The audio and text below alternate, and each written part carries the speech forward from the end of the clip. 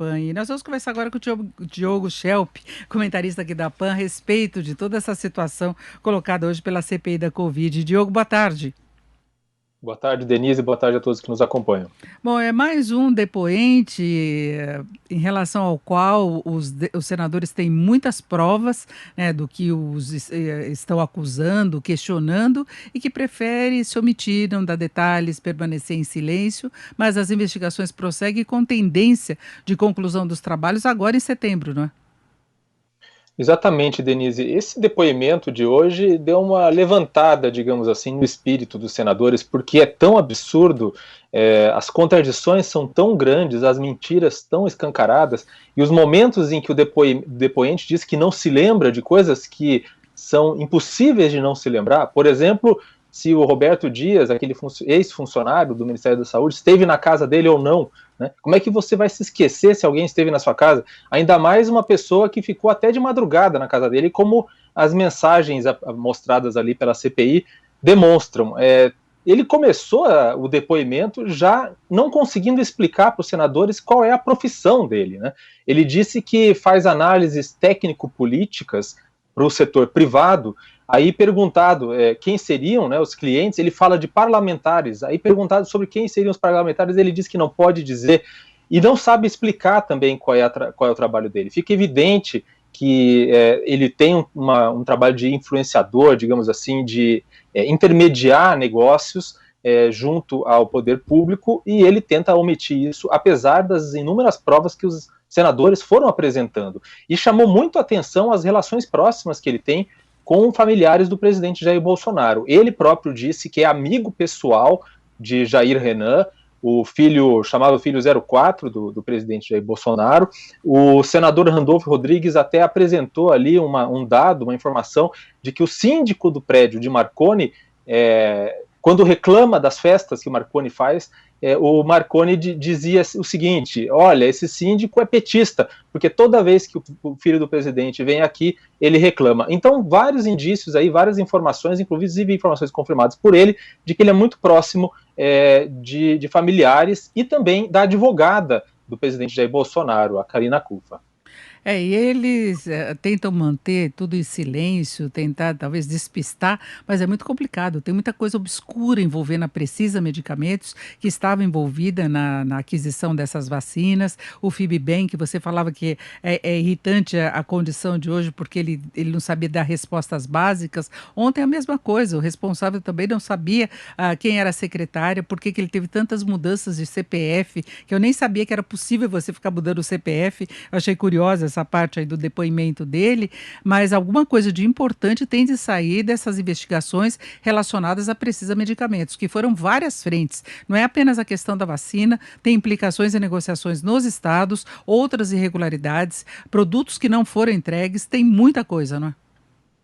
Muita coisa, e aparentemente uma empresa que tinha um trânsito muito fácil ali no Ministério da Saúde. E os senadores mostraram mensagens que foram enviadas ao Marconi, mensagens de texto, de celular, em que há inclusive um esquema, né, um passo a passo de como fraudar uma licitação. No caso, licitação de testes de Covid, que acabaram não sendo comprados, apesar de essa negociação ter avançado, só não foram comprados porque houve uma investigação da Polícia Civil que acabou interrompendo esse processo licitatório. E é muito interessante também algumas mensagens apresentadas ali pela CPI, em que o Marconi indica, né, uma pessoa para um cargo no Instituto Evandro Chagas, no Pará, que inclusive vocês já citaram na reportagem, e que poucos meses depois esse funcionário, e na mensagem ainda citam que eles apresentariam esse nome ao presidente da República para que ele fosse indicado para o cargo. E poucos meses depois, essa mesma pessoa, esse indicado de Marconi, acaba preso numa operação de investigação com conhecimento da CGU. E aí vem mais um ponto que rendeu muita polêmica ali, que fez Omar Aziz chamar o Wagner Rosário, né, da CGU, de prevaricador, porque a CGU tinha essas informações todas, e mesmo assim Roberto Dias, aquele funcionário do Ministério da Saúde, continuou no cargo. E o depoimento de hoje chama atenção, inclusive o senador Alessandro Vieira estava destacando esse ponto, que ele participou de manifestações contrárias à corrupção na época de Dilma Rousseff, e agora está ele envolvido em investigações relacionadas à corrupção. Exatamente. Teve um senador ou uma senadora aí, não me lembro, que na sessão falou que é, na verdade, apenas um oportunista, né? Porque tem essa contradição de que ele participou. Ele disse que, inclusive, participou nos carros de som do Vem Pra Rua, aquele grupo que organizou, um dos grupos que organizou os protestos. E ele disse também que esteve no gabinete de diversos senadores naquela ocasião para conversar com senadores justamente sobre o processo de impeachment da ex-presidente Dilma Rousseff. Isso ele afirmou depois de ter dito no início do depoimento que não conhecia nenhum senador pessoalmente.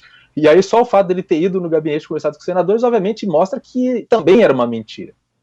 Tem problema de memória, com certeza, né? Mas eu queria falar de um outro assunto também, Diogo, que um grupo de juristas, coordenado pelo ex-ministro da Justiça, Miguel Reale Júnior, apontou à CPI da Covid no Senado que cabe uma ação de impeachment por crime de responsabilidade contra o presidente Jair Bolsonaro no enfrentamento à pandemia. Ao todo, os juristas identificaram 6 tipos de crimes que teriam sido cometidos. Além de infringir a lei do impeachment, o presidente teria cometido crime contra a saúde pública, charlatanismo, infração de medida sanitária e epidemia, contra a administração pública, prevaricação, contra a paz pública, incitação ao crime e contra a humanidade.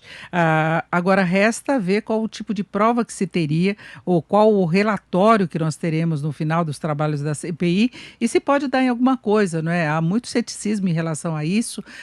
Eu acho que talvez possa avançar mais no sentido de pegar essas irregularidades que houve ensaios em várias frentes aí para venda de vacinas com corrupção, com superfaturamento, com a conivência de funcionários sim do Ministério da Saúde. Agora, especificamente em relação ao Bolsonaro, você vê alguma possibilidade de alguma coisa seguir adiante?